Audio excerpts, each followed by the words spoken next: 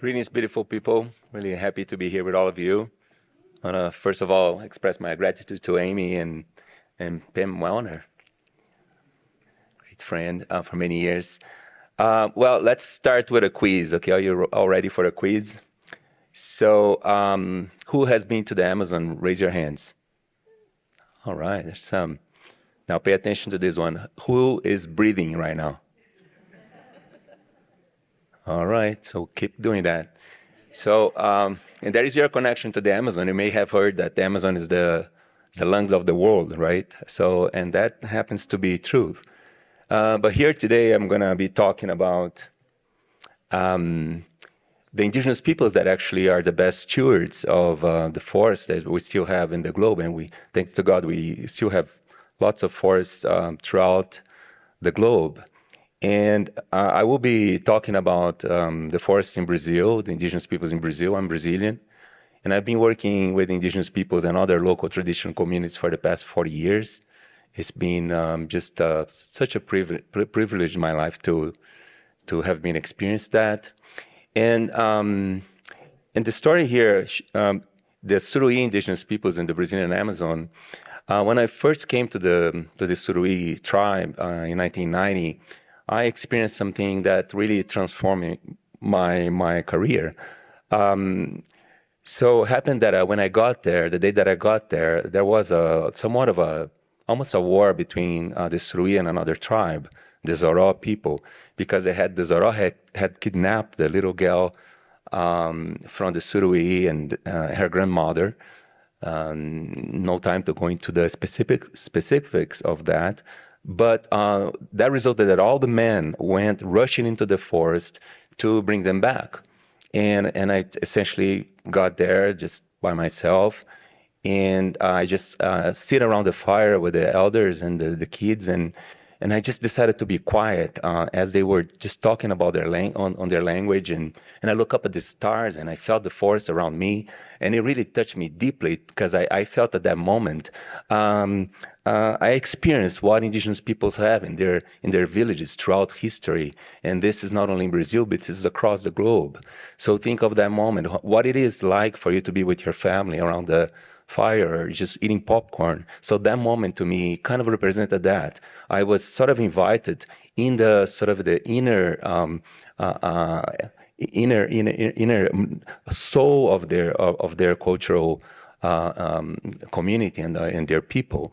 So so that brings me to the importance of indigenous peoples to all of us, because, like I said, they're the best stewards of forests globally, including the Amazon. And here we are breathing and thinking of them, connecting with them. And indigenous peoples are they're just about 6% of the world population, roughly, and they are stewards. Yet they're stewards of about 40% of protected areas and other natural forests and globally. And yet, in the case of Brazil, we are gifted.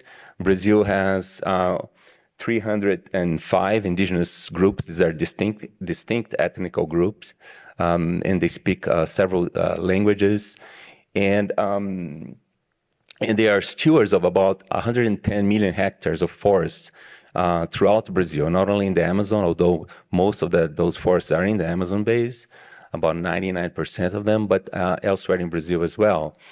And yet, being stewards of their forest homelands and contributing to fighting climate change by the very fact that they keep their forest standing, they're not being supported in any way. If anything, indigenous peoples have been their rights being violated over generations. And also, when it comes to financing, there's a lot of talk about climate finance, a lot of movement. As a matter of fact, in the Glasgow COP, there was a pledge for $1.7 billion to go towards indigenous peoples, and as of yet, that money hasn't quite gotten to them directly. So essentially, about just 1% of climate finance really goes all the way down to indigenous people's territories. And my work is really at the forefront, working with them. And I'm not here to speak on their behalf because I'm not an Indigenous people myself, even though I've been working with them for so many years, but they're my friends. I'm just here to, I cannot bring their voice, but I can speak of their work and of their struggle. And what it is our approach at Forest Trends. I run this program for the past 20 years in Forest Trends, which is the Community and Territorial Governance Initiative. We understand territorial governance as a systemic approach, in this case, that leads to forest conservation and supporting the livelihoods of these communities, both indigenous and other traditional communities as well. And the work that we do is in order to secure their rights, promote their livelihoods, and protect their forest homelands. And we have different initiatives that we promote that work, but basically it's through advocacy, to economic resilience, and also cultural strengthening. This is just a flow of some of the main initiatives that we do. We work with Indigenous peoples in order to promote the biodiversity within their forests, which is just tremendous, as well as working with their community-based organizations that represent actual territories, that 110 million territories, which is spread out hectares, which spread out in several territories. And each territory has a corresponding organization that actually stands for their rights, actually fight against the different destructive forces that are always encroaching upon their lands.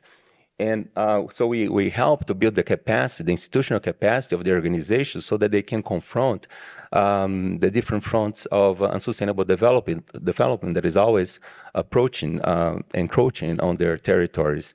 And one other approach that we pursue in order to promote the economic resilience of Indigenous peoples is by way of community-based enterprise to develop different value chain based on the bioeconomy, wherein Indigenous peoples, they develop their products to bring the products to market so that over time they can leave a current stand of vulnerability to one of self-envisioned development. Towards their food security as well as economic resiliency.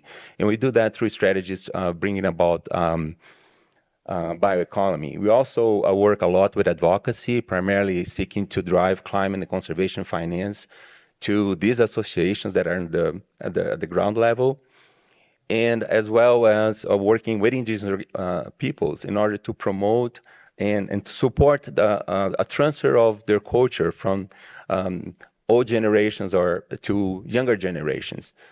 Because I once heard, and that really stuck to me, a young Indigenous person came to me and said, Beto, the culture for us Indigenous peoples, it's something really important because Indigenous peoples without culture, we are not Indigenous peoples.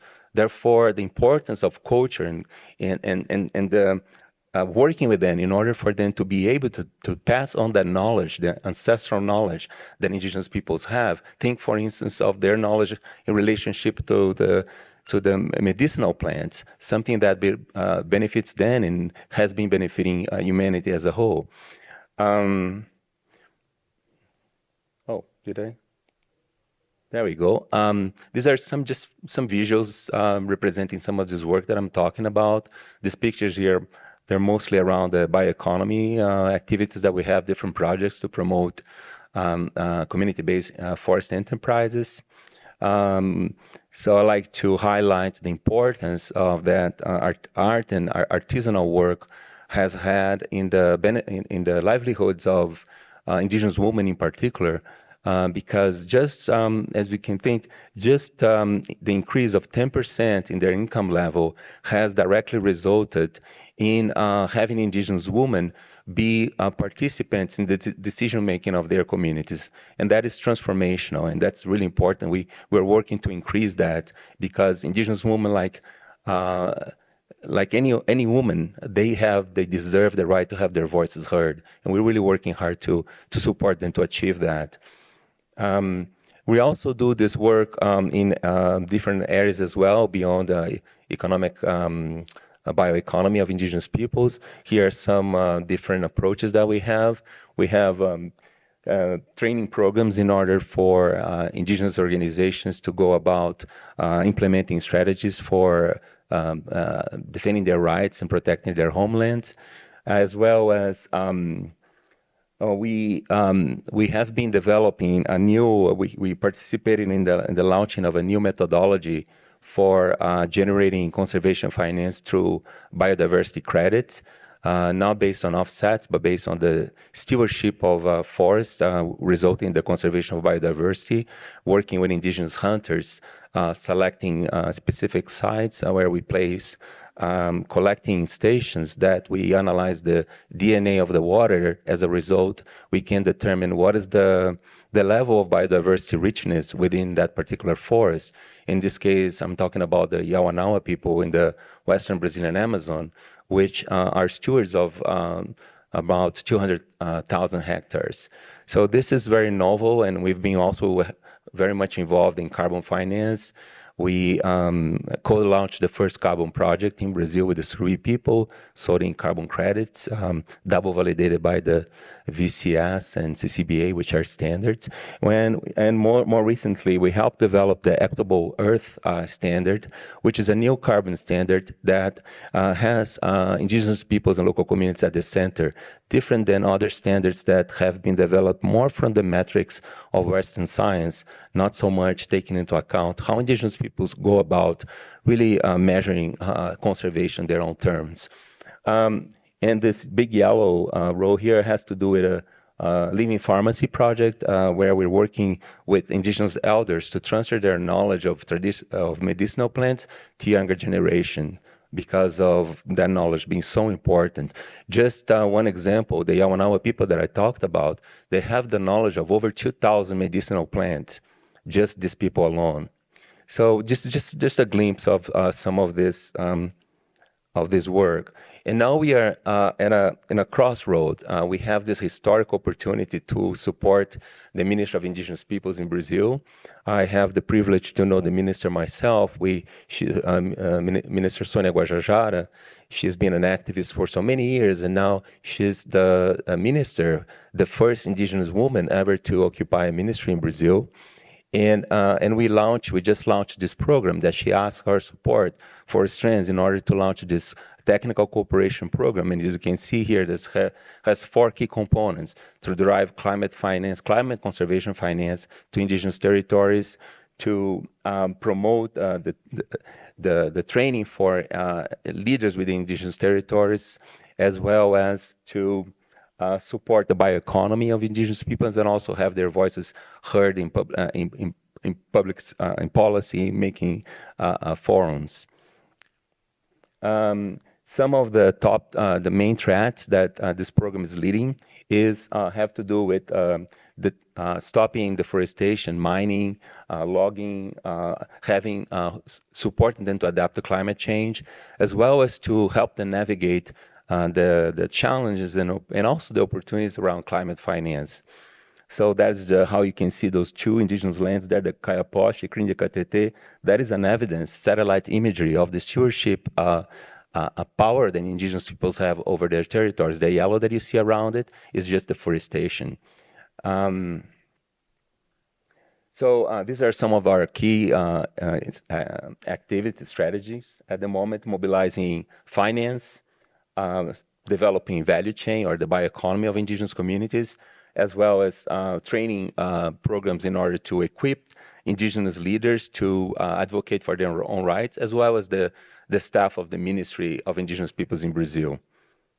And what we hope to achieve over time in terms of implementing this program with the ministry is to, the expected results are to improve governance in 48 indigenous territories across all 6 Brazilian biomes, to train at least 240 indigenous leaders. These are really amazing people. Just the catalytic capacity and the power that these people have, each one of these leaders is transformational.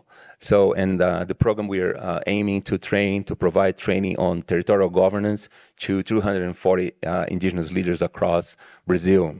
Also, this 48 territories encompass more or less 3 million hectares of forests that are in the hands of indigenous peoples that we're working with. And there is a big emphasis, as I said earlier, in helping indigenous women have their voices more heard within their societies, as well as engage the indigenous youth so that they can become the leaders of the future. And like I said, this model of training and engagement with the ministry is setting up a model so that we believe they can be replicated elsewhere in Brazil and throughout the world. And the long-term outcomes, these are some, there are more, but because we believe that by promoting, we're talking about resilience here, by promoting the economy of indigenous peoples, we will help them over time become self-sustained and leave this current state of vulnerability they are to a state of self-sufficiency, self-determination, and so that they can continue to bring their future in their own hands. And also, we hope that this program will help indigenous peoples and local communities as well to have more access to climate finance and conservation finance, so that we can really move the bar. We have to move the bar of just 1% of climate finance reaching indigenous peoples. That's just not acceptable, given that they're the best stewards of forests globally. And also, we really believe that this work will also lead to more representation of indigenous voices in important global forums, such as the upcoming COP30 in Brazil.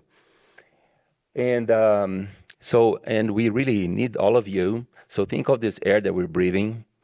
Think of indigenous peoples when you take that, that fresh air in the morning. So they're there in their forests, they're still resisting at a great personal sacrifice. Many of them have been killed because of this work that they're doing. I have worked with them for many years, and I've seen a lot of our colleagues unfortunately falling down. And they need our support, not just because they provide this service to humanity, the service of being stewards of forests and main allies to combat climate change, but they need our support because of their own right. So we're talking about here not only about conservation, but primarily we're talking about human rights. Because if you have a right to go back to your homes and put your head in your pillow tonight and sleep peacefully for the most part, so indigenous peoples have the same right. So, and then that's why I'm saying, let's go together. The road may be far, but if we walk together, so we'll make it shorter. Thank you so much, and all in for nature. Appreciate your time. Thank you.